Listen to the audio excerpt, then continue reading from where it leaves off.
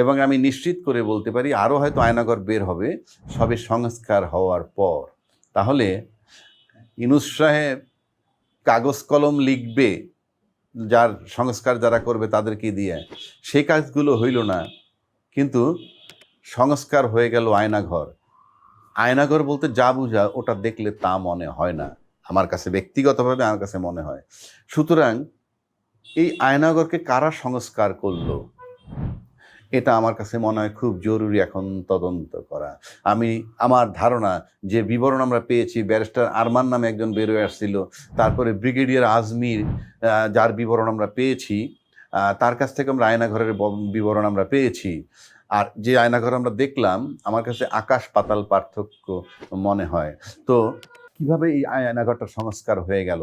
তার মানে এই আয়নাঘরে হাত পড়বে যারা জানতেন, তারা নীরবে সংস্কার করে দেন। তারা আর কেউ না,